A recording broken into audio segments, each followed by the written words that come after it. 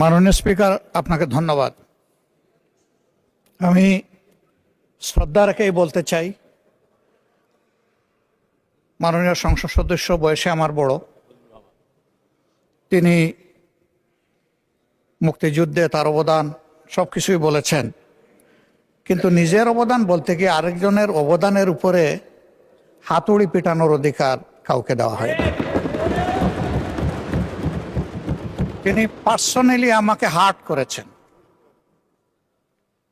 তিনি বলেছেন যে আমি বলে থাকি আমি শহীদ মুক্তিযোদ্ধা পরিবারের সদস্য,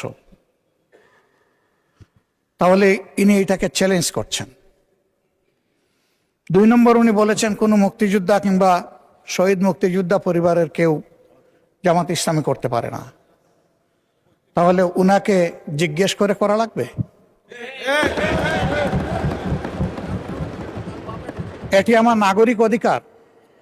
আমি কোন দল করব, কোন আদর্শ আমি অনুসরণ করব, এর উপর হস্তক্ষেপ করার ন্যূনতম কোনো অধিকার রাষ্ট্র কিংবা সংবিধান কাউকে দেয়নি। আমি এটার তীব্র নিন্দা জানাই। আমার আইডেন্টিটি নিয়ে প্রশ্ন করা হয়েছে, এটা গুরুতর অপরাধ করেছেন উনি। আবার আমার আদর্শ সিলেকশনের ব্যাপারে উনি কথা বলেছেন, এটা বাড়তি অপরাধ করেছেন। আমি অনুরোধ করব মাননীয় স্পিকার, তার এই অসংসদীয় অংশটা এখান থেকে যেন এক্সপাঞ্জ করা হয়। শেষে গিয়ে উনি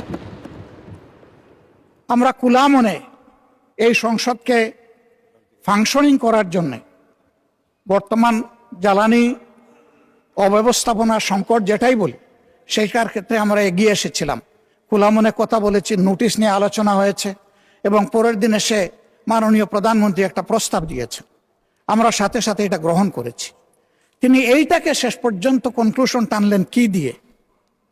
হ্যাঁ, যার মগজ যেরকম তার কনক্লুশন হবে সেটা।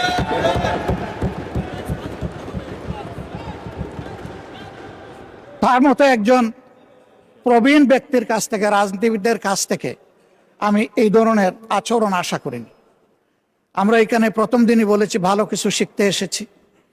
কাউকে হিট করা, গালি দেওয়া, এর মাধ্যমে বড় কিছু অর্জন করা যাবে না।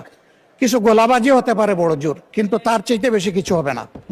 আর সাধারণত যুক্তি যখন ফুরিয়ে যায়, মাথা তখন গরম হয়ে যায়। একটা প্রবাদ আছে, রেগে গেলেন তো হেরেই গেলেন। আমরা সবাই মিলে হারতে চাই না, আমরা সবাই মিলে জিততে চাই। এই জন্য সবাই যেন মাথাটা একটু ঠান্ডা রেখে যুক্তির সাথে সত্য নির্ভর কথাগুলা বলি, তাতে অবশ্যই দেশবাসী উজ্জীবিত হবে, এই সংসদের প্রতি মানুষের আস্থা তৈরি হবে এবং দেশটাকে নিয়ে সবাই মিলে আমরা সামনে এগিয়ে যেতে পারবো। ধন্যবাদ মাননীয় স্পিকার।